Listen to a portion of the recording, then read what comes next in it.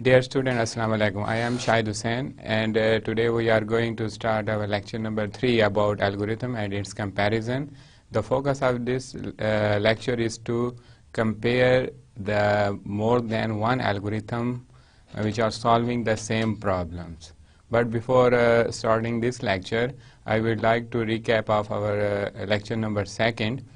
Lecture number 2 में अगर आपको याद हो तो हमने स्टार्ट इंट्रोडक्शन पढ़ा था कि what is algorithm. Algorithm is a step by step process to solve a problem. अब ये प्रॉब्लम हम स्टेप बाय स्टेप प्रोसेस क्यों कहते हैं? क्योंकि एक प्रॉब्लम जब आप लोग सॉल्व करते हैं then you need a procedure, और प्रोसीजर क्या होगा वो पे डिपेंड करता है कि आपने जो इंस्ट्रक्शंस लिखी हुई हैं उनका क्या आप सीक्वेंस रखना चाहते हैं और क्या वो सीक्वेंस जो हैं इंस्ट्रक्शंस का वो आपका ऑब्जेक्टिव अचीव करने में आपकी हेल्प कर सकते हैं या नहीं. इसके बाद हमने पढ़ा था कि हमारे एक एल्गोरिथम जो हम राइट करते हैं उनके मेन फीचर्स हमारे पास क्या हैं. उनमें number of input, number of outputs किसी भी एल्गोरिथम के, उसकी कंप्लीटनेस के बारे और accuracy, correctness and finite, and these are the main features when you write an algorithm. You have to put these feature in your mind before designing an algorithm. Clear? यानी कि आप जब भी कोई एल्गोरिथम लिखने के लिए बैठें तो आपके माइंड में ये फीचर जो हैं वो सामने होने चाहिए.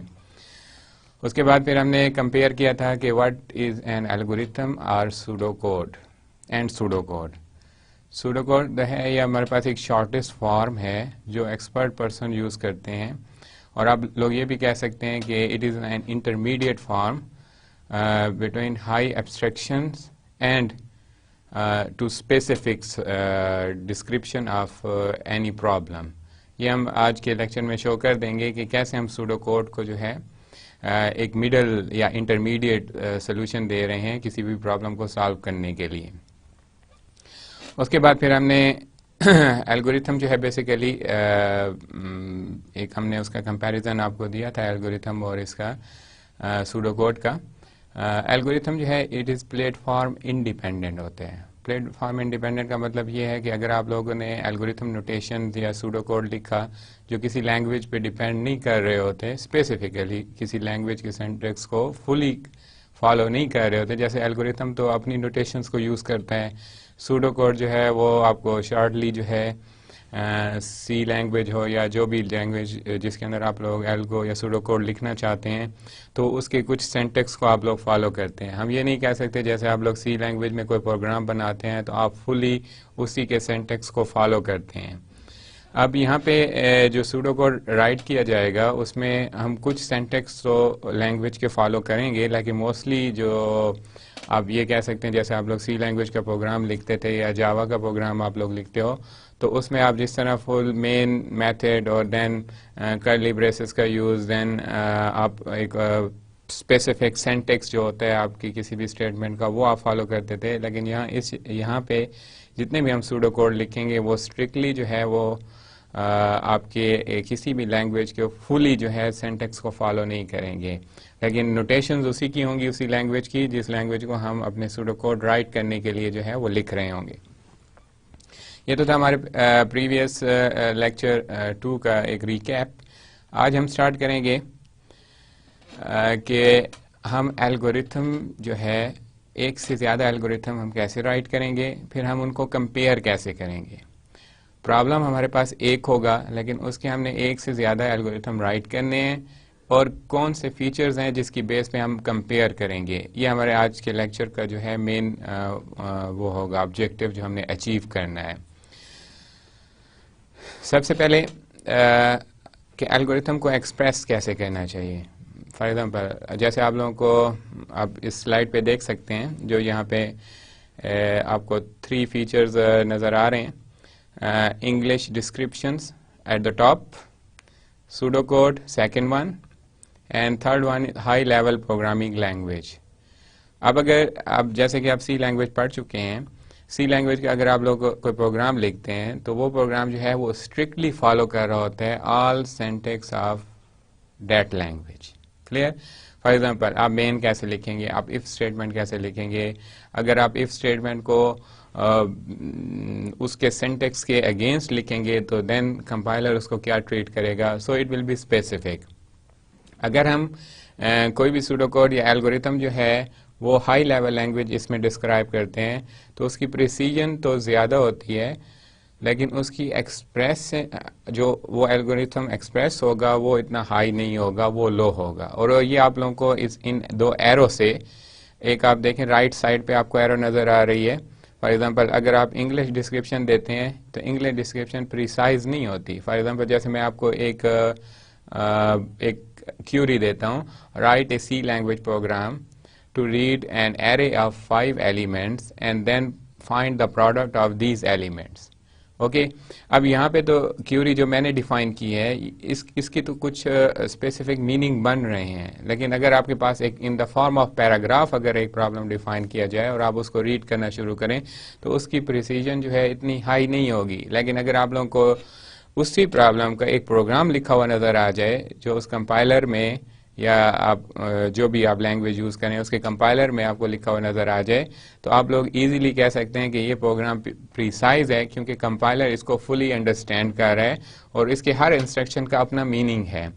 तो अगर आप को एक सिनेरियो दिया जाए in the form of English sentences तो उसकी प्रिसीजन लेस होगी as compare to your program which you will write in your a specific language just like C, Java, COBOL और फोर्ट्रान लैंग्वेज एक्सेट्रा। इसी तरह अगर आप एक्सप्रेशन की बात करते हैं मोर, तो आपका जो प्रॉब्लम है वो इंग्लिश लैंग्वेज में इजीली एक्सप्रेस किया जा सकता है एज कम्पेयर टू एक लैंग्वेज के। तो इसलिए जब आप लोग अभी फ़िलहाल आप लोगों को एल्गोरिथम राइट करने का इतना या सूडोकोड डिज़ाइन करने का इतना आइडिया नहीं होगा, लेकिन जब आप इस कोर्स के साथ चलते जाएंगे नेक्स्ट लेक्चर में तो आप लोगों के माइंड में कुछ यानी कि इस तरह के आप प्रॉब्लम को कैसे डिफाइन करने ये आप लोग लर्न करना जो है वो सीख जाओगे। और उस वक्त आप लोगों ने कोशिश यही करनी होगी कि आप लोगों ने ऐसा एल्गोरिथम डिज़ाइन करना है जो इजीली एक्सप्रेस हो सके और उसकी प्रिसीजन भी हाई हो। ठीक है, तो इसके लिए जो सेंट्रल आपको पॉइंट नज़र आ रहा है सूडो कोड का, तो सूडो कोड जो है ये आपके लिए एक बेस्ट चॉइस है कि आप अपने प्रॉब्लम को डिस्क्राइब करें इन the form of pseudo code. ठीक है, इससे इसकी एक्सप्रेशन भी इजीली आप इस सूडो कोड को इजीली समझ भी लेंगे एंड सेकंड इसकी प्रिसीजन भी हाई होगी क्योंकि ये more close to the specific syntax of your language होगा जो आप लोग यूज़ करना चाहते हैं, जिसके अंदर आप लोग सूडो कोड लिखना चाहते हैं। फॉर एग्जांपल इसी लेक्चर के एंड पे आपको कुछ एल्गोरिथम और सूडो कोड लिखे हुए मिलेंगे जिनको हमने कंपेयर भी करना है।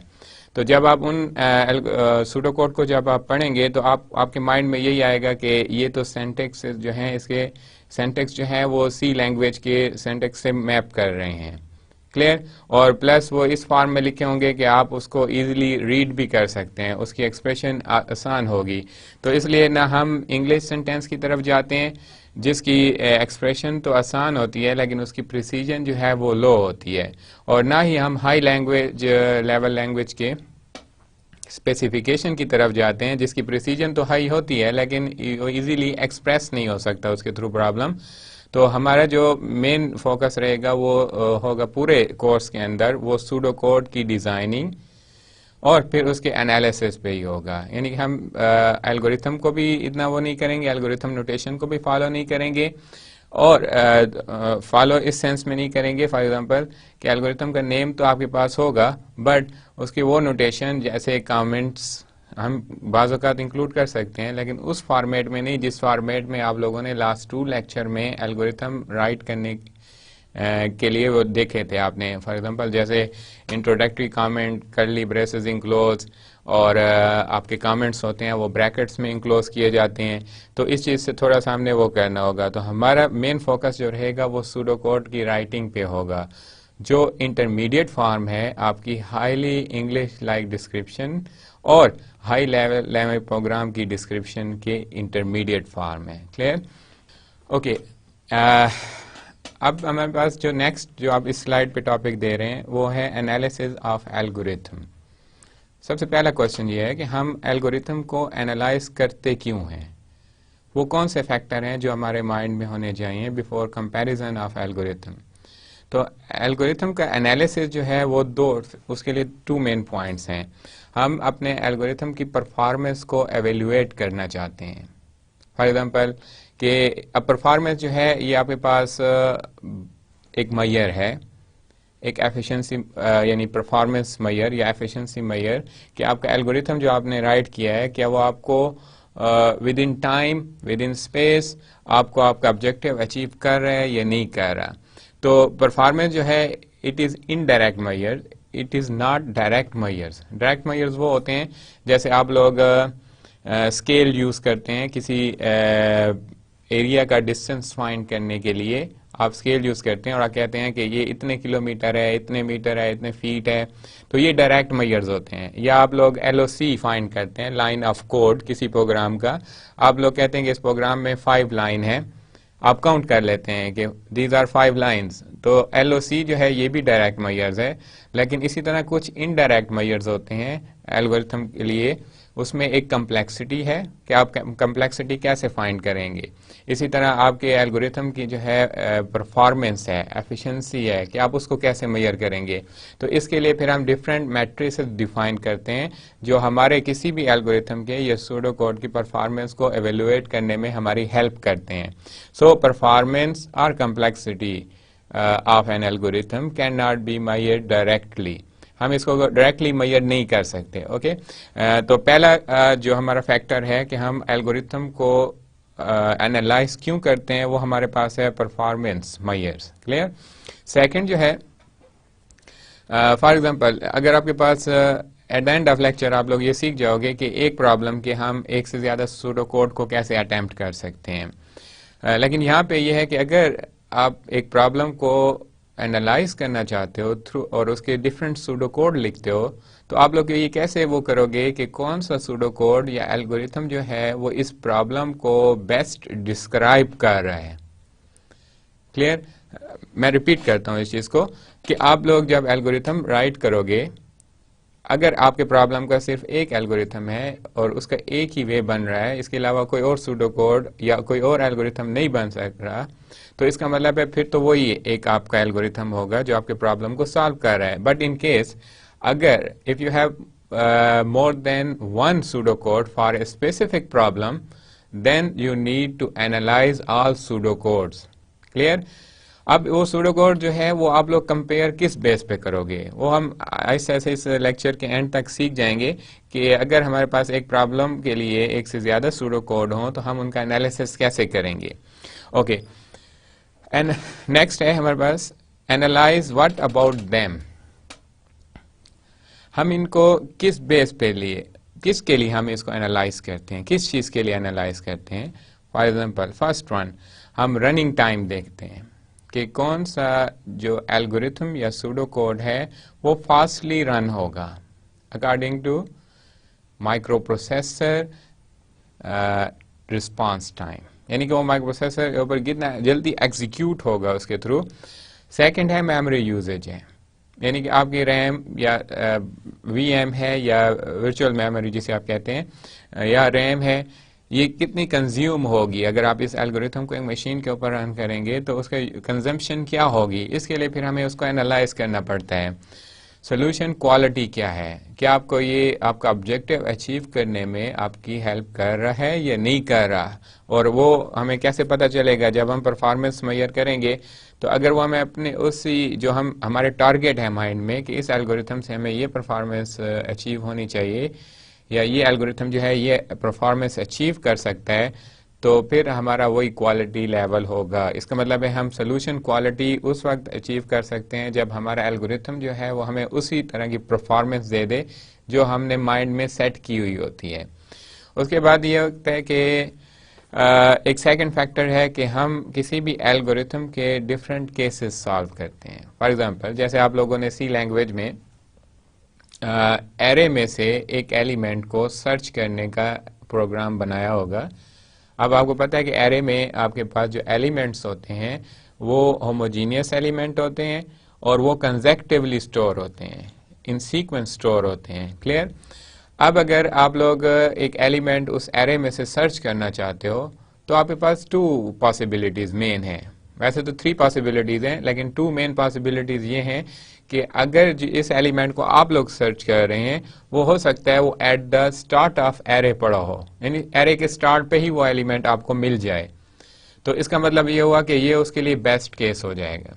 यानी कि बेस्ट केस इस एल्गोरिथम का क्या है कि जो एलिमेंट आप लोग सर्च करना चाहते हैं वो आपको फर्स्ट लोकेशन पे मिल जाए। और ये भी हो सकता है कि जिस एलिमेंट को आप लोग सर्च करना चाहते हैं वो आपको eight the end of array मिले, यानी कि आप जब एरे को स्कैन कर रहे होंगे तो उसकी लोकेशन आपको लास्ट पे मिल जाए। तो इसका मतलब ये हुआ कि ये उस एल्गोरिथम का वर्स्ट केस होगा। और ये भी थर्ड पॉसिबिलिटी है जो हम यहाँ पे लेट नहीं कर रहे, हमारे अगले लेक्चर्स में वो चीज़ भी काउंट हो जाएगी कि एवरेज केस। एवरेज केस ये है कि फॉर एग्जांपल वो आपको 4th पोजीशन पे भी एलिमेंट मिल सकते हैं, 7th पे भी मिल सकते हैं, सेकंड लास्ट पोजीशन पे भी मिल सकता है। तो ये ऑल दीज जो है कंसीडर इन एवरेज केस। क्लियर?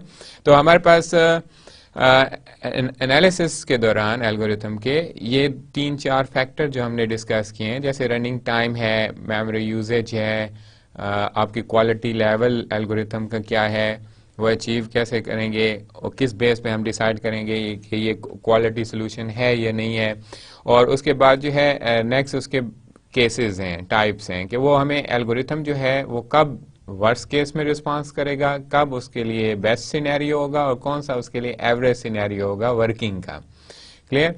उसके बाद थर्ड ये है कि हम अपने एल्गोरिथम की कंप्यूटेशनल कम्प्लेक्सिटी को टारगेट करते हैं। अब ये कंप्यूटेशनल कम्प्लेक्सिटी क्या है, इसका सोल्यूशन आपको इन 3-4 पॉइंट्स में मिल जाएगा। फर्स्ट पॉइंट है कि आप अपने एल्गोरिथम को, अपने प्रॉब्लम को क्लासिफाई करें on the base of difficulty level. ठीक है कि आपने ये बताना है कि आपके एल्गोरिथम का डिफिकल्ट लेवल क्या है। क्या इसके लिए आप सिंपल एक सूडो कोड लिखने से ये सॉल्व हो जाएगा, या आप लोग इसके लिए रिकर्सिव अप्रोच फॉलो करोगे, या आप लोग ये हो सकता है कि आप इसके लिए different type of operation design करोगे इस सूडो कोड को एक्सप्रेस करने के लिए। तो ये डिफिकल्ट लेवल हम क्लियर कर लेते हैं। फिर इसी तरह हम आगे भी पढ़ेंगे, डिफरेंट टाइप के एल्गोरिथम होते हैं, जैसे एनपी प्रॉब्लम्स को सॉल्व करने के लिए या पॉलिनोमियल प्रॉब्लम्स को सॉल्व करने के लिए। तो वो हमारे लेक्चर में बाद में क्लियर हो जाएगा। फिलहाल कंप्यूटेशनल कम्प्लेक्सिटी का पहला पॉइंट ये है कि आपने अपने प्रॉब्लम को क्लासिफाई करना है कि उसके डिफिकल्ट लेवल क्या है, यानी कि on the base of difficulty level आप लोगों ने अपने एल्गोरिथम को क्लासिफाई करना है। सेकंड जो है, आपने वर्स्ट केस के बारे में जाना है। एल्गोरिथम प्रोवाइड अपर बाउंड्स का सिनेरियो, यानी हर एल्गोरिथम में आपने ये लाजमी कंप्यूट करना है कि इसका वर्स्ट केस क्या होगा। क्या ये आपके गिवन सैंपल ऑफ स्पेस में या सैंपल ऑफ डेटा में ये अपनी एफिशिएंसी तो शो कर रहा है। अगर हम उस सैंपल ऑफ डेटा को या उस स्पेस को इंक्रीज या डिक्रीज कर दें तो आपके एल्गोरिथम की जो एफिशिएंसी है या परफॉर्मेंस है उस पर क्या इफेक्ट पड़ता है। तो ये हमारा कंप्यूटेशनल का सेकंड पॉइंट है। नेक्स्ट इसमें आप देख सकते हैं, जैसे मैंने आपको पहले बताया कि एल्गोरिथम जो होते हैं ये डिफरेंट प्रॉब्लम को सॉल्व करते हैं, और इन वर्ल्ड और यूनिवर्स आप कह सकते हैं कि जिसमें हमारे पास डिफरेंट प्रॉब्लम्स अवेलेबल हैं, उसमें इसी बेस पे हम उन प्रॉब्लम्स को डिफरेंट टाइप में क्लासिफाई कर देते हैं, जिसमें जैसे पॉलिनोमियल प्रॉब्लम होते हैं जो सॉल्व हो सकते हैं, एनपी प्रॉब्लम्स होते हैं, एनपी सॉफ्ट हैं, एनपी हार्ड प्रॉब्लम्स होते हैं। तो ये हमारा लेक्चर बाद में कवर हो जाएगा, लेकिन यहाँ पे सिर्फ ये है कि प्रॉब्लम को आपने शो करना है कि वो किस नेचर का है।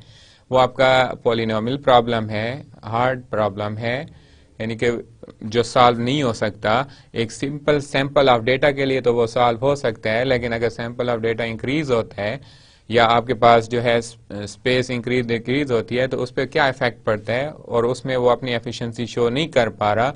तो ये सारी चीज़ें जो हैं आपके इसमें कंप्यूटेशनल कम्प्लेक्सिटी में हम काउंट कर लेते हैं। उसके बाद नेक्स्ट हमारे पास है कि जब आप एक प्रोग्राम या एल्गो या सूडो कोड लिखते हैं then you need to define its resources. अब रिसोर्सेज हमारे पास जो मेनली है वो टू हैं, जब भी आप एल्गोरिथम को इम्प्लीमेंट करते हैं या डिप्लॉय करते हैं या उसको आप किसी लैंग्वेज के अंदर राइट करके उसको आप उसकी एग्जीक्यूशन शो करना चाहते हैं, एक रिसोर्स आपके पास रैम है, यानी कि आपके पास वर्चुअल मेमोरी या रैम, और सेकंड रिसोर्स आपके पास माइक्रो प्रोसेसर है, यानी कि CPU of your machine where you are executing your algorithm. Clear? तो इन रिसोर्सेज के अंदर हमें ये पता करना है कि ये इन रिसोर्सेज के साथ इसकी परफॉर्मेंस आपको अचीव हो सकती है या नहीं हो सकती, ये भी हम कंप्यूटेशनल कम्प्लेक्सिटी में काउंट कर देते हैं। उसके बाद नेक्स्ट हमारे पास है transform problem to establish equivalent difficulty, यानी कि हमने सिर्फ उसको ये मेंशन करना है कि जब प्रॉब्लम हमें डिफाइन हो गया है तो हम इसको डिफिकल्टी लेवल इसका कौन सा है, इक्वालिटी यानी डिफिकल्ट लेवल हम कौन सा इसका मेजर करें, तो ये भी कंप्यूटेशनल कम्प्लेक्सिटी में जो है वो काउंट हो जाता है। तो ये हमारे पास थे 3 एंगल्स, आप पिछली स्लाइड में देख सकते हैं। फर्स्ट पॉइंट जो है why analyze algorithm, why analyze algorithm. Second, analyze what about them, हमें क्यों इसको एनालाइज करना चाहिए। और थर्ड जो है हमें एनालिसिस के बाद उसकी कंप्यूटेशनल कम्प्लेक्सिटी वो भी फोकस करना है, जिसके आपके पास ये 2-3 जो पॉइंट्स मैंने मेंशन किए हैं, जिसमें डिफ़िकल्टी लेवल है, उसका अपर बाउंड सिनेरियो है, और नेक्स्ट उसकी नेचर है एल्गोरिथम की या प्रॉब्लम की, और उसके बाद है उसके नंबर ऑफ रिसोर्सेज, और लास्ट जो है उसकी ट्रांसफॉर्मेशन है। तो इसके बाद जो है अब है कि what is best algorithm. Question is कि हम एक एल्गोरिथम को कैसे डिसाइड करेंगे कि ये बेस्ट है। उसके लिए आप कुछ क्वेश्चन लेट करते हैं कि अगर हमें इन क्वेश्चन का आंसर मिल जाए या हम इस एबल हों कि इन क्वेश्चन का आंसर दे सकें, और उन्हीं आंसर की बेस पे हम ये डिसाइड करेंगे कि this one algorithm is best और नॉट। क्लियर? अब उसमें पहला क्वेश्चन है how fast does it run. अब ये आप कैसे डिसाइड करोगे कि आपका एल्गोरिथम जो है वो कितना स्पीड से वर्क करता है या वो कितना फास्टली एग्जीक्यूट होगा। तो ये आपका डिपेंड, ये टाइम जो है ये रेफर करता है, ये क्वेश्चन जो है वो रेफर करता है आपकी प्रोसेसिंग टाइम को।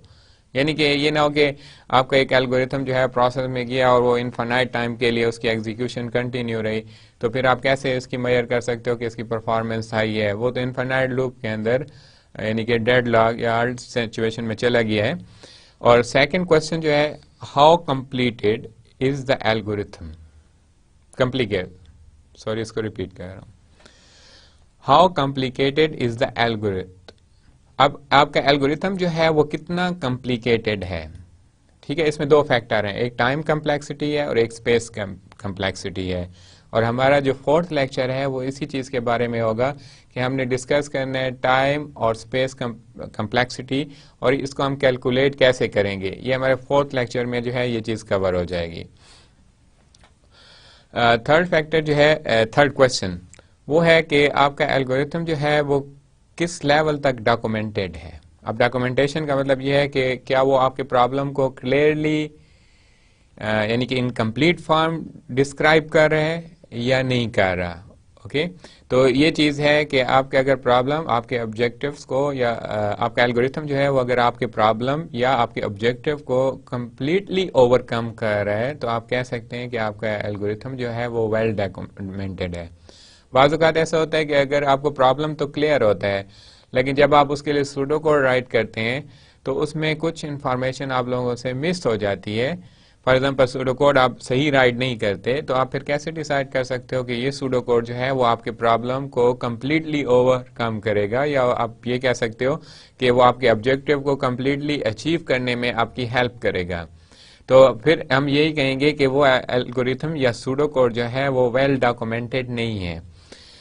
उसके बाद है कि लास्ट एक क्वेश्चन है can the machine used have influence on the result.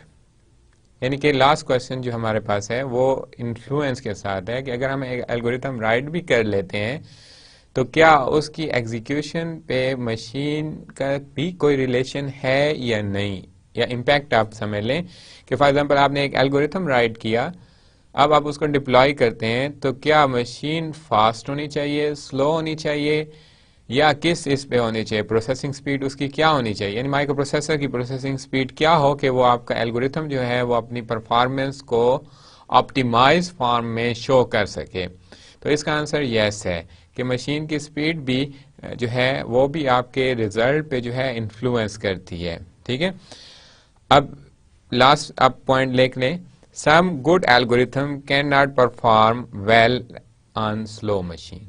For example आप सूडो कोड तो अच्छा डिजाइन कर लेंगे, एक प्रॉब्लम को कंप्लीटली आप डिस्क्राइब कर रहे होंगे, लेकिन आप उसको अगर एक ऐसी मशीन पे रन करें जिसकी स्पीड जो है वो उस तरह नहीं है जिस तरह आप लोगों ने डिजाइन करते वक्त लेट की थी, तो इसका मतलब है फिर आपका एल्गोरिथम या सूडो कोड जो है वो अपनी परफॉर्मेंस जो है वो मैक्सिमम शो नहीं कर सकता। इंपॉर्टेंट पॉइंट टू नोट, जब आप लोग एनालिसिस करने बैठे एल्गोरिथम का तो आपके माइंड में कुछ पॉइंट पहले से क्लियर होने चाहिए कि आप लोगों ने जो है अब जैसे आप जब आप एल्गोरिथम राइट करते हो और देन उसको इम्प्लीमेंट करने के लिए आप एक प्रोग्राम डिज़ाइन करते हो, तो आप लोगों ने एनालिसिस जो करना होगा वो एल्गोरिथम या सूडो कोड का करना होगा, आपने प्रोग्राम का एनालिसिस नहीं करना होगा।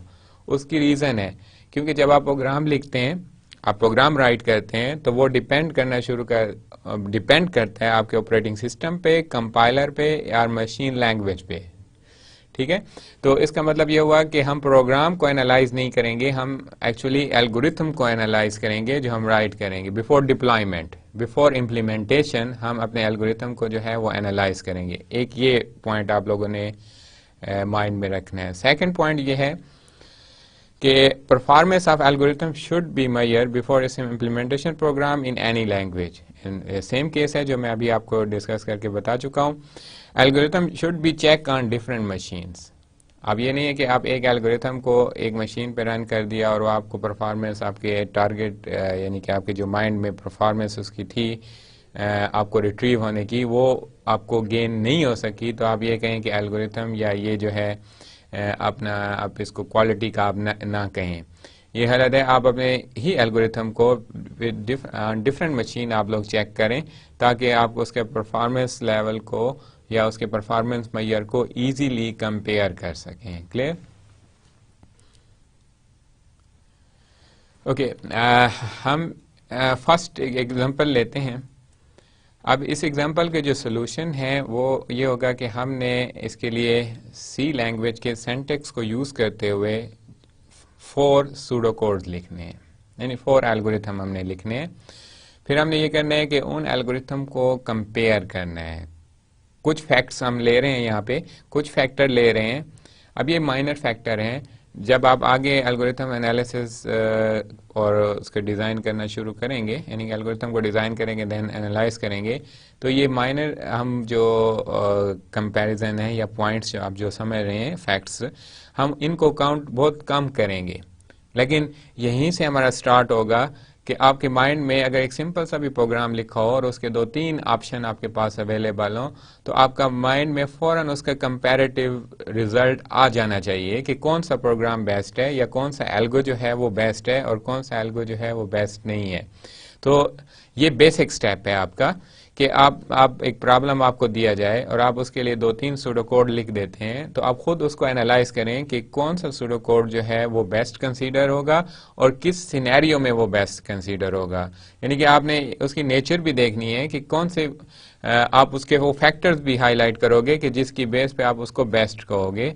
जो हमने पिछली स्लाइड में वो कुछ फैक्टर डिस्कस भी कर लिए थे, जैसे स्पेस कम्प्लेक्सिटी, टाइम कम्प्लेक्सिटी था, परफॉर्मेंस मेजर हम इन्हीं की बेस पे मेजर कर लेते हैं।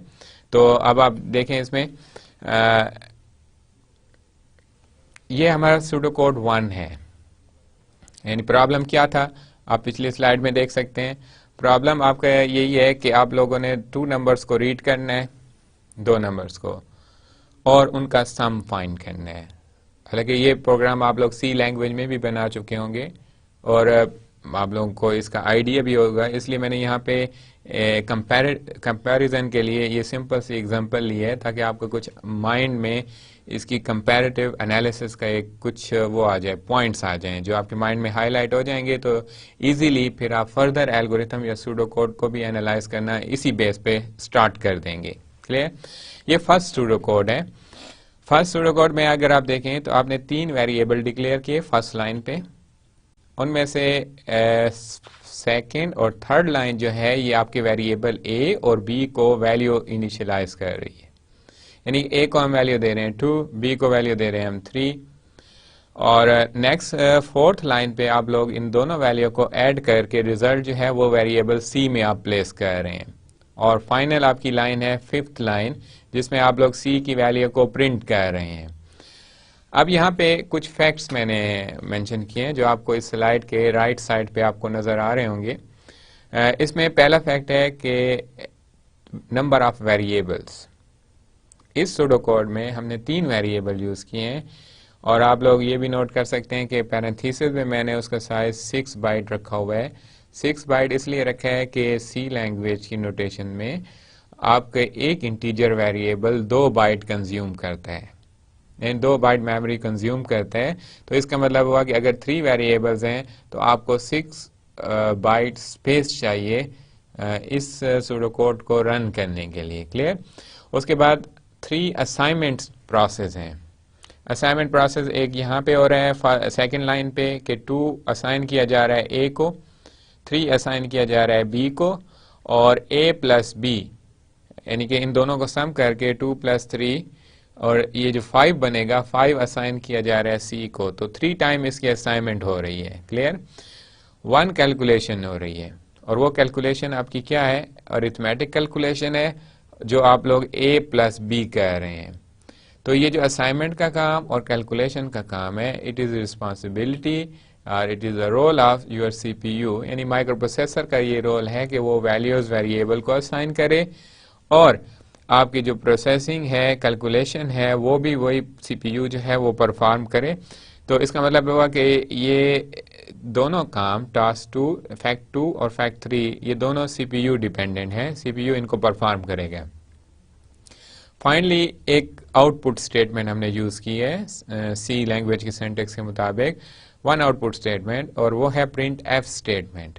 अब इस आउटपुट स्टेटमेंट का जो मेन रिस्पॉन्सिबिलिटी थी वो किसकी थी? वो आईओ सर्किट की है जो आपकी वैल्यूज को डिस्प्ले कर रहा है मॉनिटर पे। तो ये फैक्ट्स थे जो हमने इस सूडो कोड से लिए।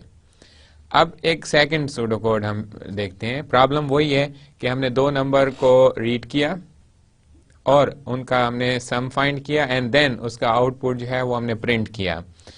अब इस सूडो कोड में हमने 2 वेरिएबल यूज किए, ए एंड बी। ए को वैल्यू असाइन की 2, बी को वैल्यू असाइन की 3, और फिर हमने उन दोनों वैल्यू को सम करके प्रिंट कर दिया फाइनल लाइन में। लाइन नंबर 4 आप देख सकते हैं इस सूडो कोड में, ये ए और बी को प्लस कर रहा है एंड देन उसको प्रिंट भी कर रहा है। तो 2 वेरिएबल्स हमने यहाँ, इसके फैक्ट्स क्या हैं? 2 variables, you have declare 2 variables, so it means your compiler will consume 4 byte or your compiler will reserve 4 byte for these 2 variables. Clear? उसके बाद 2 असाइनमेंट प्रोसेस हैं। एक असाइनमेंट प्रोसेस सेकंड लाइन पे हो रहा है, एक थर्ड लाइन पे हो रहा है। सेकंड लाइन पे आप लोग देखें यहाँ पे कि 2 जो है वो असाइन किया जा रहा है ए को, और 3 जो है वो असाइन किया जा रहा है बी को। क्लियर? उसके बाद 1 कैलकुलेशन है और 1 आउटपुट स्टेटमेंट है। 1 कैलकुलेशन में आप लोग क्या कर रहे हैं? आप दोनों वैल्यूज को ऐड कर रहे हैं एंड देन उसको प्रिंट भी कर रहे हैं। तो ये जो फैक्ट्स थे इस आपके सूडो कोड 2 के थे। अब अगर आप सूडो कोड 1 एंड 2 को सिंपली कंपेयर करें तो इसमें आपको सिर्फ एक चेंज नजर आएगी, और वो होगी नंबर ऑफ वेरिएबल पे, नंबर ऑफ वेरिएबल पे।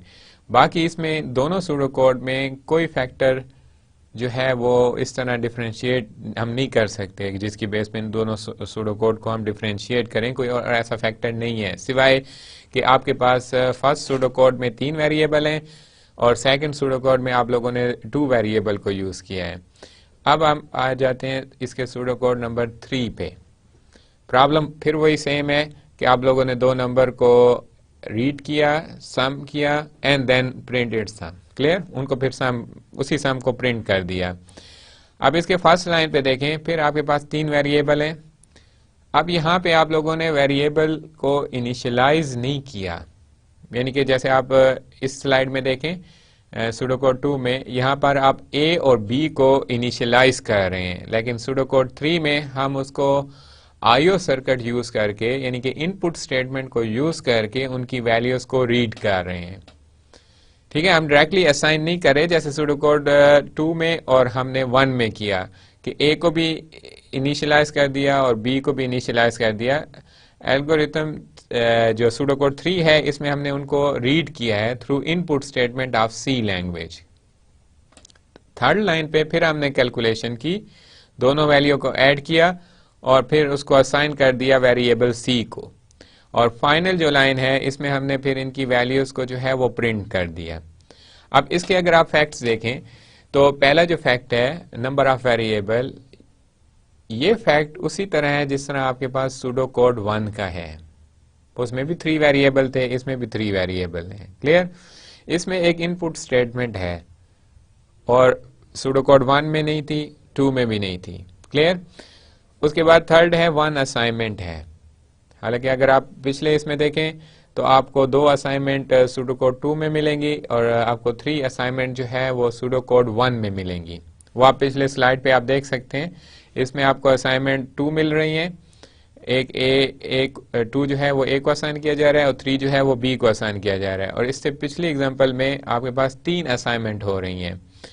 मैं इसलिए ये साथ साथ कंपेयर भी करता जा रहा हूं, और जब ये चारों सूडोकोड कंप्लीट होंगे तो मैं then I will show a summary of all pseudocodes. मैं आप इन चारों सूडोकोड की समरी शो करूंगा कि इनका कैसे हमने इनको कंपेयर किया, कौन कौन से फैक्टर की बेस पे, और उनकी वैल्यूज जो है वो क्या हैं आई हैं हमारे पास।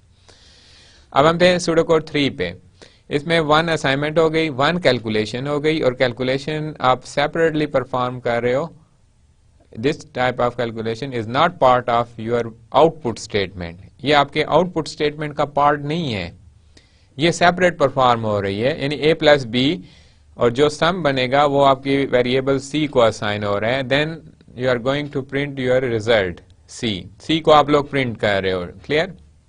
अब यहाँ पे 1 कैलकुलेशन हो गई जो आप लोगों ने नोट की, a प्लस बी, और 1 आउटपुट स्टेटमेंट यूज की जा रही है जो यहाँ पे प्रिंट एफ है, जो आपके रिजल्ट को प्रिंट कर रही है।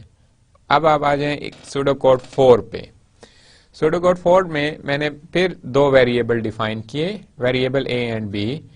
इनपुट स्टेटमेंट के थ्रू मैंने उनकी वैल्यूज को रीड किया। तो यहाँ पे जो रोल परफॉर्म हो रहा है या रिस्पॉन्सिबिलिटी जो है ये आईओ सर्किट की है। मैं आईओ सर्किट बार बार इसलिए कह रहा हूँ स्कैन एफ या प्रिंट एफ के वक्त, क्योंकि हमने कंपैरिजन के वक्त इस चीज को देखना है कि कौन से स्टेटमेंट्स या इंस्ट्रक्शन है वो हमारा सीपीयू परफॉर्म करता है और कौन से इंस्ट्रक्शन या स्टेटमेंट है वो हमारे आईओ सर्किट परफॉर्म करता है। क्योंकि आप कंपेयर कर सकते हैं, दोनों की स्पीड में बहुत फर्क है। आप ये समझें कि सीपीयू की स्पीड जो है वो कितने टाइम्स जो है वो फास्ट है as compare to speed of your IO circuit. यानी कि इनपुट डिवाइसेस और आउटपुट डिवाइसेस के साथ अगर हम सीपीयू की स्पीड को कंपेयर करें तो वो आप मैनी टाइम्स आप उसको फास्टर कह सकते हैं सीपीयू की स्पीड को। यानी कि ये इक्वलेंट इसमें नहीं आ सकती। तो इसलिए बार बार मैं ये कह रहा था कि आप आईओ सर्किट की तरफ ये स्टेटमेंट चलेंगी सेकेंड और थर्ड। और सेकेंड एक और बात इंपॉर्टेंट आईओ सर्किट के बारे में कि जब आप का कोई प्रोसेस रन होता है, आप उसको एग्जीक्यूट करते हैं, तो सीपीयू और आईओ सर्किट के दरमियान जो स्विचिंग होती है आपके प्रोसेस की या एल्गो की या आपके कोई भी लाइन ऑफ कोड हो जो रन होने के लिए आईओ सर्किट के पास जाए फिर या वापस सीपीयू के पास आए, तो इस स्विचिंग में आपका काफ़ी टाइम जो है वो भी कंज्यूम हो सकता है, डिले आ सकता है। वो डिले क्यों आ सकता है? क्योंकि हो सकता है कि आईओ रिसोर्स बिजी हो और आपको ऑन द स्पॉट जो है वो आपको रिस्पांस ना करे, तो आपको डिले यानी कि वेट करना पड़ता है। तो इससे आपके एल्गोरिथम की परफॉर्मेंस जो है बार बार अगर आपके ऐसे इंस्ट्रक्शन आ जाएं जो स्विच स्विच इन कर रही हो फिर स्विच आउट कर रही हो और वाइस वर्सा चले आईओ सर्किट और सीपीयू के दरमियान, तो आपके जो एल्गोरिथम की कम्प्लेक्सिटी है वो भी इंक्रीज होगी क्योंकि आप सीपीयू टाइम कंज्यूम करेंगे और इसके अलावा आपको वेटिंग टाइम भी इंक्लूड हो जाएगा। तो इस फोर्थ सूडो कोड में अब जो फैक्ट्स हैं वो क्या हैं? 2 वेरिएबल्स आप लोगों ने यूज किए, ए एंड बी। तो it means you are consuming 4 bytes, 4 byte space. Clear? Second, one input statement which is scanf, one calculation which is performed here, a plus b, and finally you have only one output statement which is used to print your result of a plus b. तो ये हमारे पास थे 4 pseudo code. अगर आप जब कोई आप as a beginner अगर आप प्रोग्रामर हैं, फर्स्ट टाइम आप कोई लैंग्वेज पढ़ते हैं, तो आपकी इन चारों में से कोई भी अटेम्प्ट हो सकती है. अब जब आप लोग फर्स्ट अटेम्प्ट करते हैं प्रोग्राम में ये सूडो कोड 1 की और ये सूडो कोड 2 की, अगर आप इन दोनों में से कोई अटेम्प्ट वो करते हैं तो आप पूछते हैं, आपका टीचर या जो भी है वो आपको ये कहता है, जो प्रोग्राम चेक करता है, वो आप सिंपली आप अपने टीचर से या कंसर्न से पूछते हैं, पर्सन से जो इक्वेट कर रहा हो दोनों प्रोग्राम्स को या सूडो कोड को, कि इनमें से बेस्ट कौन सा है. हालांकि इसमें दोनों का ऑब्जेक्टिव सेम है, सिर्फ फर्क ये आ रहा है कि उसमें एक वेरिएबल ज्यादा है, उसमें एक वेरिएबल कम है, बाकी number of calculation, output statement, assignment, ये फैक्टर सेम है. तो टीचर आपको ये गाइड करता है कि ओनली तो ये चाहिए डॉक्यूमेंटेशन के लिए कि आपके उतने ही वेरिएबल डिफाइन हो जितने आप लोगों के कैलकुलेशन या उस तरह के जितने आपको यूज हैं, जितने आपको रिक्वायर्ड हैं उस प्रॉब्लम को सॉल्व करने के. अननेसेसरी वेरिएबल से आप लोगों ने अवॉइड करना है. क्लियर? तो उस बेस पे वो बास का ये रिस्पांस आता है कि दिस वन इज बेस्ट.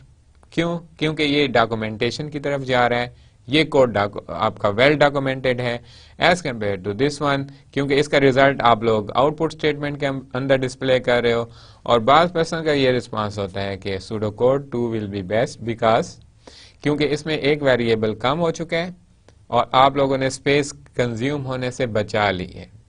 तो जब भी आप एल्गोरिथम डिज़ाइन करें और या उसका सूडो कोड लिखें या उसको प्रोग्राम में डिप्लॉय करें, तो कोशिश करें कि आपने माइंड में स्पेस ट्रेड ऑफ और टाइम ट्रेड ऑफ फैक्टर्स को या कम्प्लेक्सिटीज को आपने लाजमी माइंड में रखना होगा. क्लियर?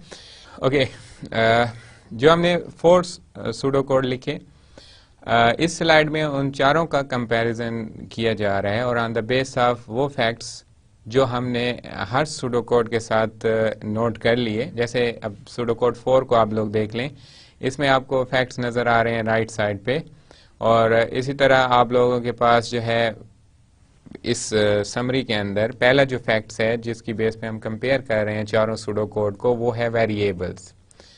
अब आप नोट करें यहाँ पे फर्स्ट सूडो कोड में 3 वेरिएबल्स हैं, सेकंड में 2 वेरिएबल्स यूज हुए यानी कि 4 बाइट मेमोरी को कंज्यूम किया गया, थर्ड में आपके पास 3 वेरिएबल को डिफाइन किया गया और 6 बाइट को कंज्यूम किया गया, एंड फोर्थ में आपके पास अगेन 2 वेरिएबल को डिफाइन किया गया और 4 बाइट को है कंज्यूम किया गया. अगर मैं सिर्फ इसी फैक्ट की बेस पे कंपेयर करके आपको फाइनल डिसीजन दूं कि कौन सा एल्गोरिथम इसमें से या सूडो कोड जो है वो बेस्ट होगा, तो यहाँ पे 2 कैंडिडेट हैं according to space trade off factor. First one pseudo code 2 और सेकंड जो है सूडो कोड 4 है, क्योंकि दोनों हैं लेस बाइट कंज्यूम कर रहे हैं, लेस नंबर ऑफ वेरिएबल हैं इनमें, और आपका ऑब्जेक्टिव तो आपको अचीव हो रहा है. आपने ये नहीं देखना कि वेरिएबल कितने हैं ये कितने नहीं है, आपका ऑब्जेक्टिव अचीव होना चाहिए, आपका जो प्रॉब्लम है वो ओवरकम होना चाहिए. बाकी वेरिएबल आपका चाहे 1 यूज हो चाहे 2 या 3, इस चीज से आपने वो नहीं रखना. लेकिन यहाँ पे अगर हम space trade off point of view से बात करें तो pseudo code 2 and 4 are the best candidate. ठीक है? उसके बाद है number of assignment. Pseudo code 1 में 3, सूडो कोड 2 में 2, सूडो कोड 3 में 1 और सूडो कोड 4 में 0 असाइनमेंट है. कोई असाइनमेंट नहीं हुई, वैल्यू को डायरेक्टली सॉल्व किया गया है. और थर्ड फैक्ट हमारे पास जो है वो नंबर ऑफ कैलकुलेशन है.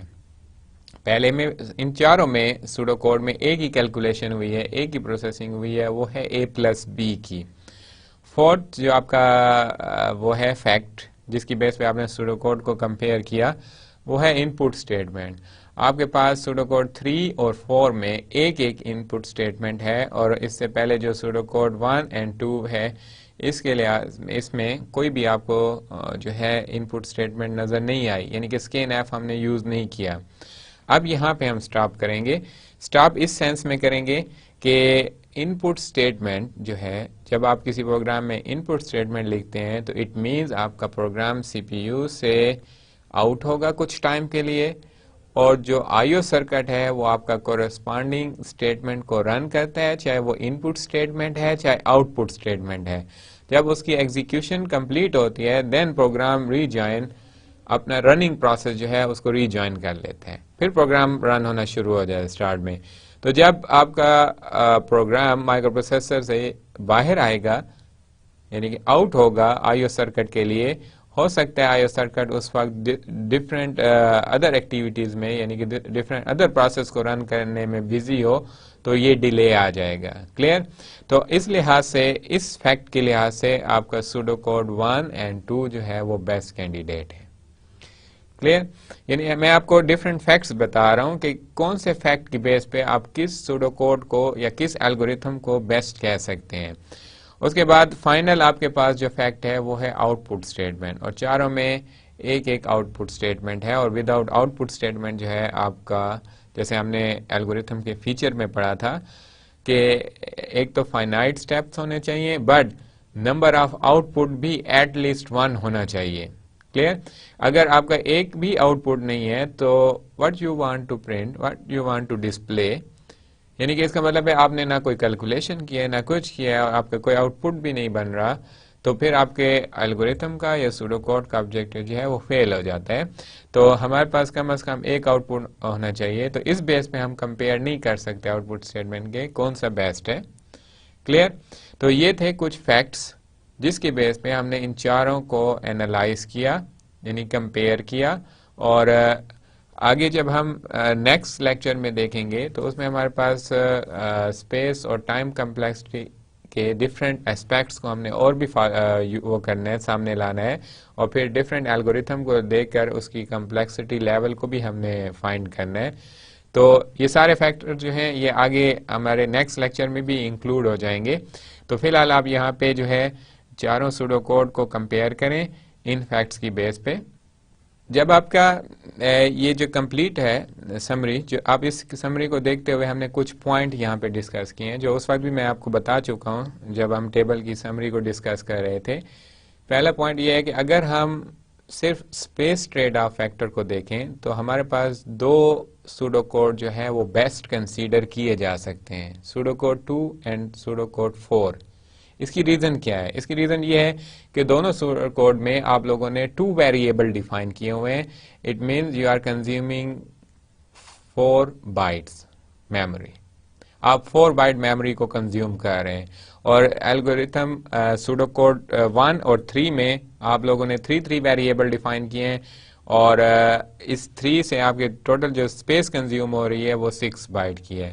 तो अगर हम सिर्फ स्पेस ट्रेड ऑफ की बात करें तो हमारे पास जो कैंडिडेट एल्गोरिथम या सूडो कोड है for best algorithm, as a best algorithm या बेस्ट सूडो कोड के तौर पे, वो सूडो कोड 2 एंड 4 हैं। लेकिन जब हम टाइम ट्रेड ऑफ या कम्प्लेक्सिटी के मुताबिक बात करते हैं तो हमारे पास सूडो कोड 2 जो है वो बेस्ट कंसीडर किया जा रहा है। क्यों सूडो कोड 2 बेस्ट कंसीडर किया जा रहा है और सूडो कोड 4 को हम बेस्ट क्यों नहीं काउंट कर रहे?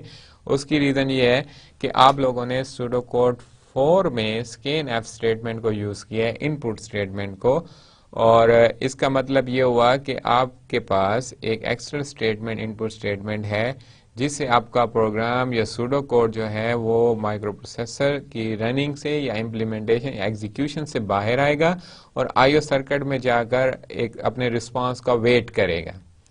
तो ये एक्स्ट्रा आपका जो टाइम कंज्यूम हो रहा है, इस बेस पे हमने सूडो कोड 2 को जो है वो बेस्ट कैंडिडेट, यानी कि आप समझ लें कि बेस्ट एल्गोरिथम या बेस्ट सूडो कोड कंसीडर कर लिया है ऑन द बेस ऑफ किस फैक्टर पे? टाइम कम्प्लेक्सिटी के। आपको मैं दोबारा व्यू करा देता हूँ। यहाँ पे आप सूडो कोड 2 को देख लें, इसमें सिर्फ असाइनमेंट हो रही है, यानी वेरिएबल ए को वैल्यू दी जा रही है, वेरिएबल बी को वैल्यू दी जा रही है, कोई यहाँ पे स्कैन-एफ स्टेटमेंट नहीं है। और अगर आप सूडो कोड 4 को देखें तो यहाँ पे आपके पास स्कैन-एफ स्टेटमेंट है। इट मीन्स कि जब आप इस सूडो कोड को डिप्लॉय करेंगे, इम्प्लीमेंट करेंगे किसी लैंग्वेज में और ये स्टेटमेंट एग्जीक्यूट होगी, देन माइक्रो प्रोसेसर क्या करेगा, वो आपके प्रोसेस को या आपके प्रोग्राम को आउट करेगा और आईओ सर्किट, यही प्रोसेस जो है आईओ सर्किट का वेट करेगा और जब उसका रिस्पांस आईओ सर्किट का इस प्रोसेस को मिल जाएगा, then again its processing will be resume. Clear?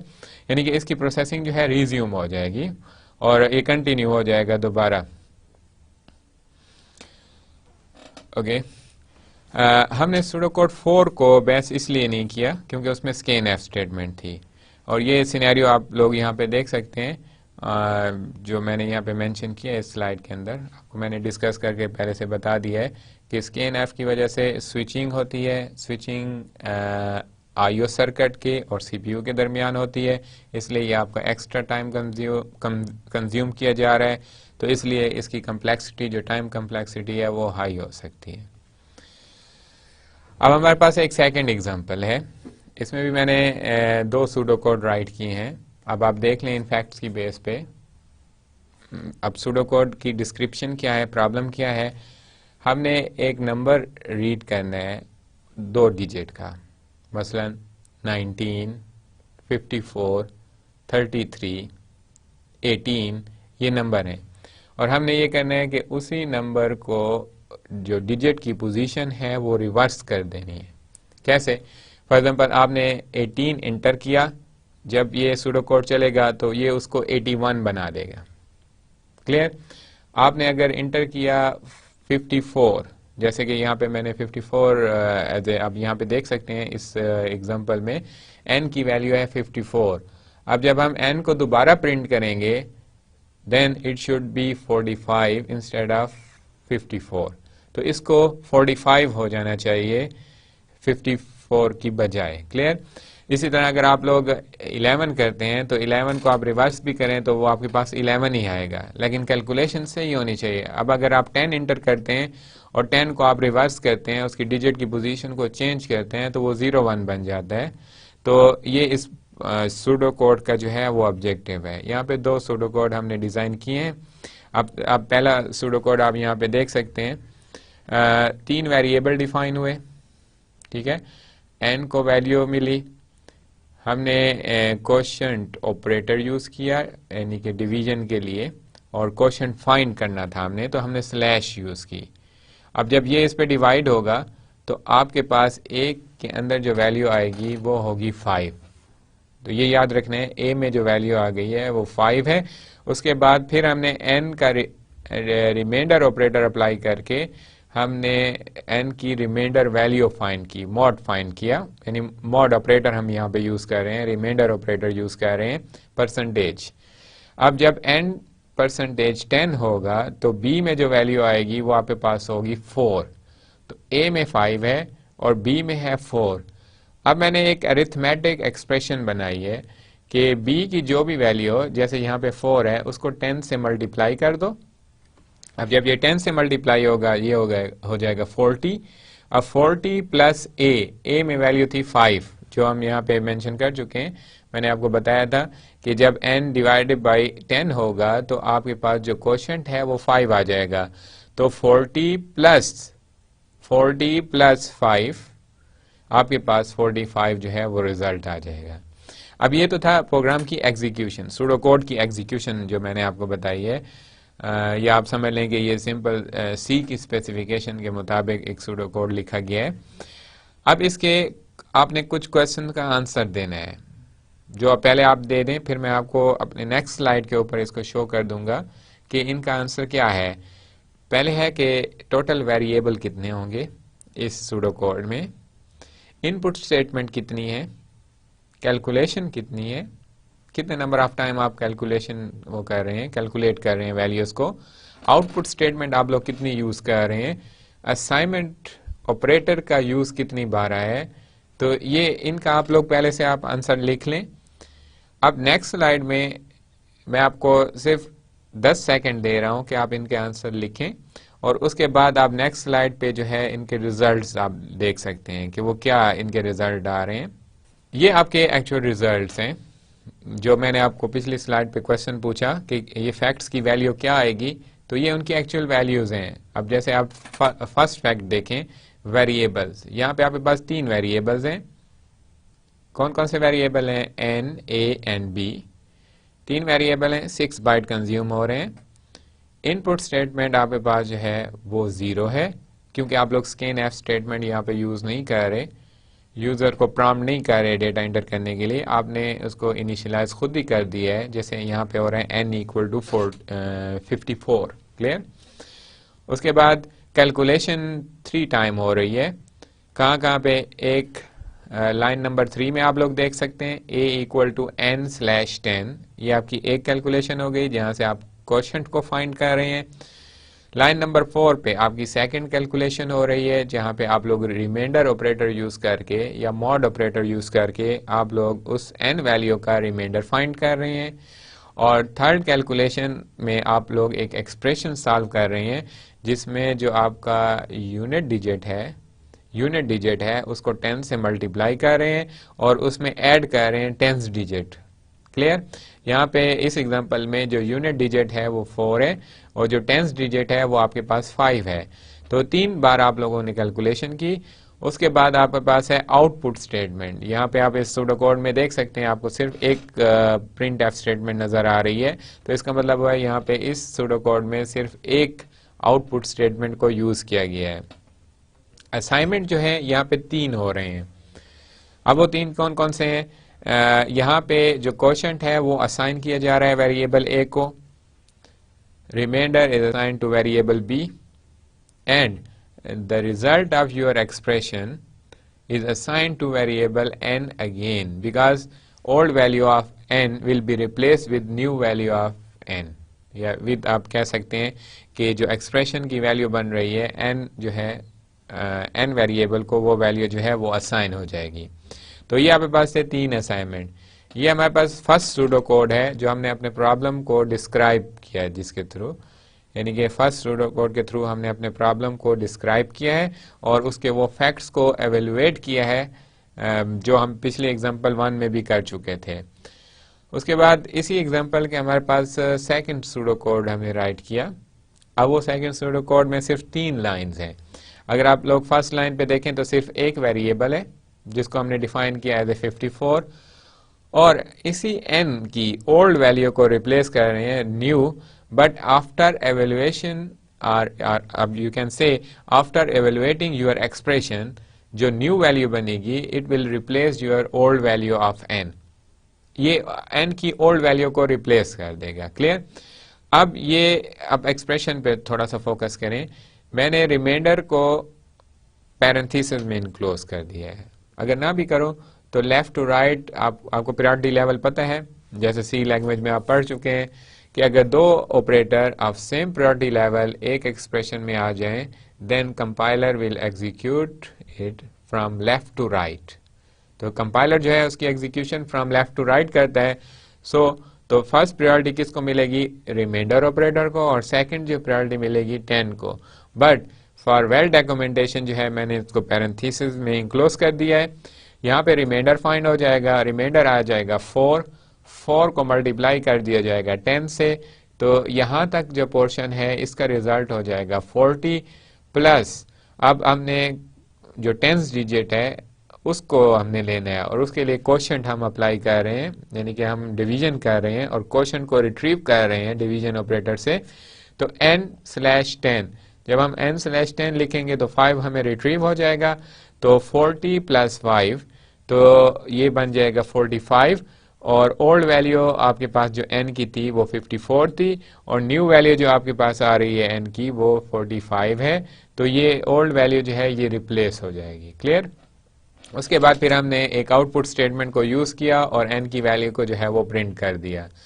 अब इसके फैक्ट्स को आप लोग खुद लिखें पहले कि इनमें वेरिएबल कितने हैं, आप साथ लिखते जाएं इसको कि टोटल वेरिएबल कितने हैं, इनपुट स्टेटमेंट कितनी है, कैलकुलेशन कितनी टाइम हो रही है, आउटपुट स्टेटमेंट कितने हैं यहाँ पे, और असाइनमेंट कितनी बार की जा रही है, यानी कि असाइनमेंट ऑपरेटर का यूज कितनी बार आया है।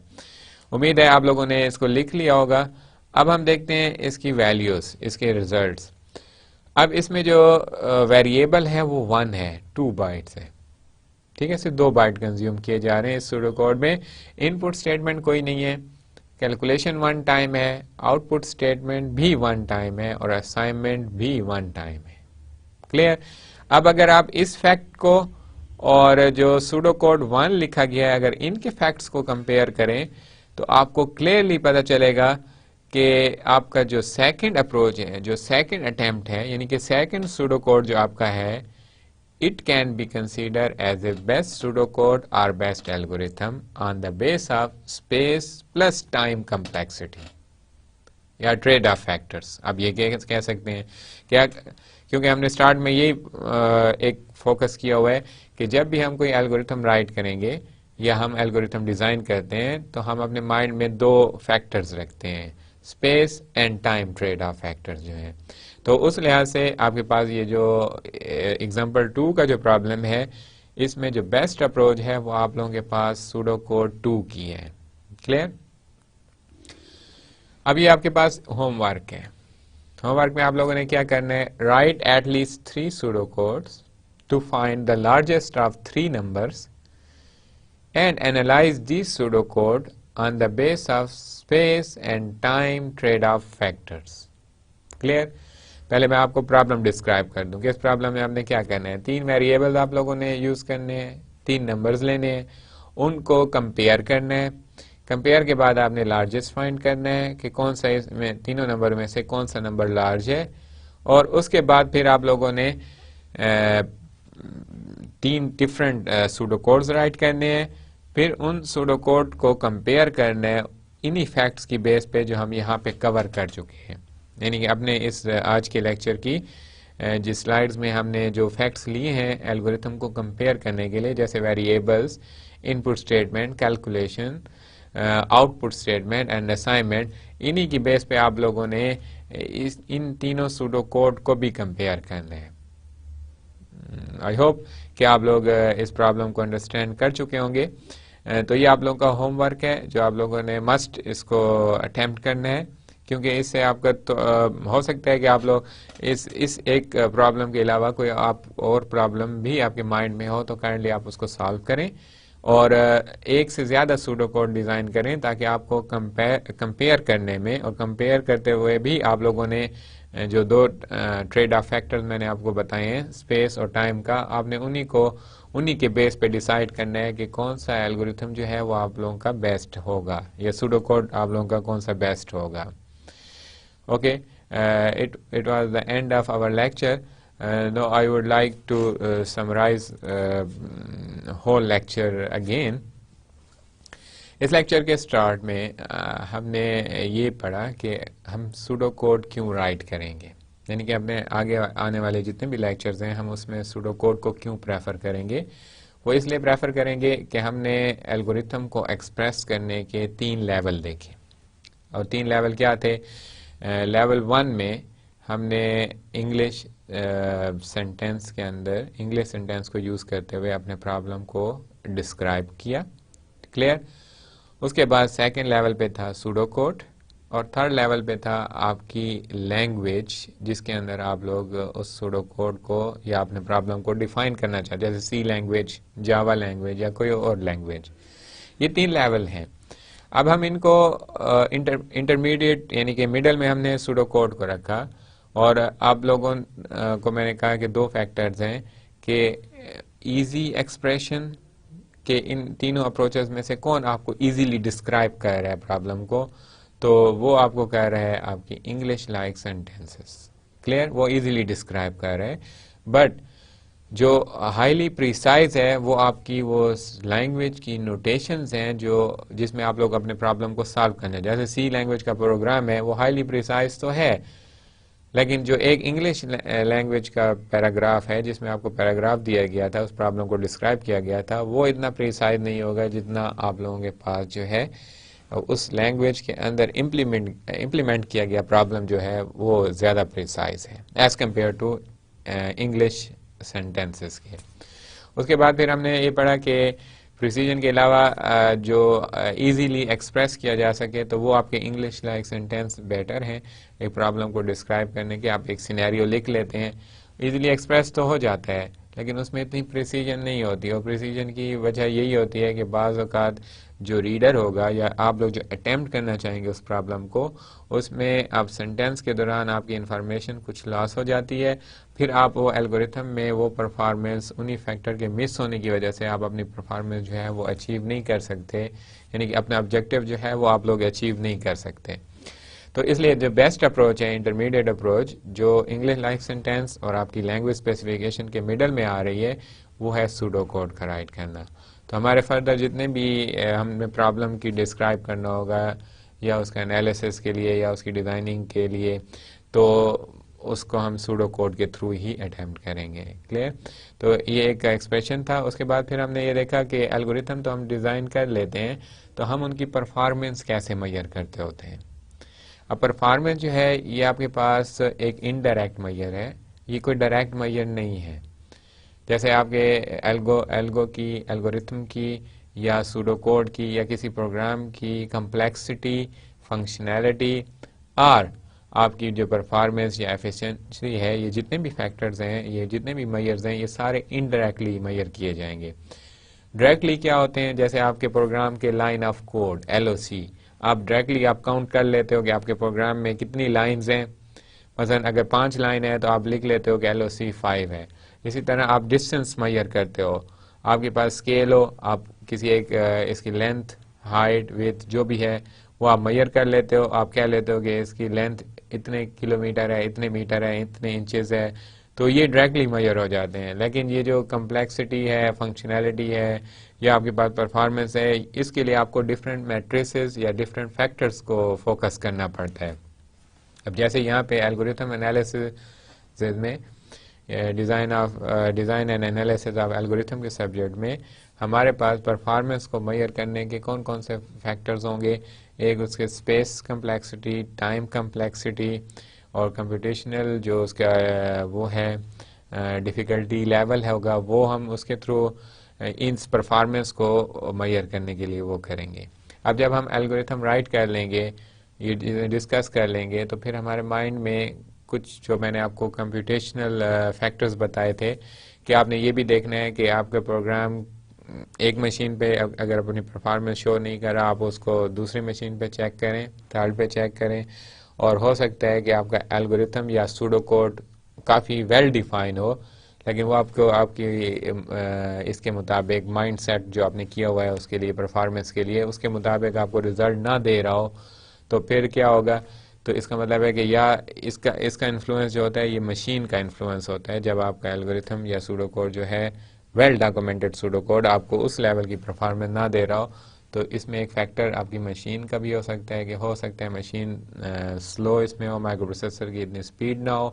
प्लस आप अपने सूडो कोड की इंस्ट्रक्शन को फोकस करेंगे कि क्या उसमें किस टाइप की इंस्ट्रक्शंस हैं, क्या सारे इंस्ट्रक्शन CPU रन करेगा, कौन से इंस्ट्रक्शन जो है वो आपके IO सर्किट की तरफ जाएंगी।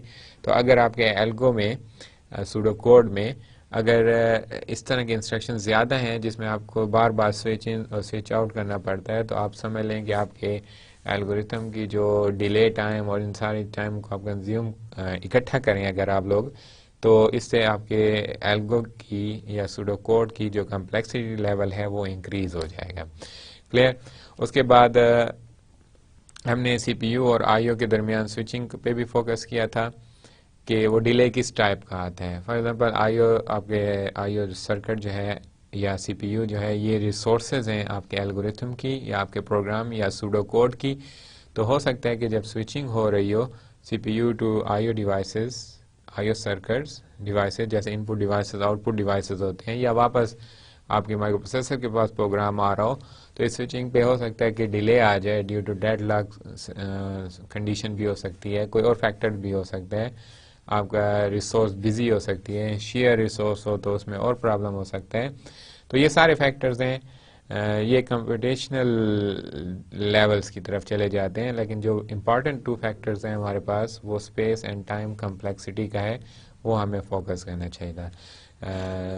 Okay students, this is the end of our third lecture, and inshallah in next lecture we will cover or we will talk about the time and space complexity of algorithm by using या by taking some examples.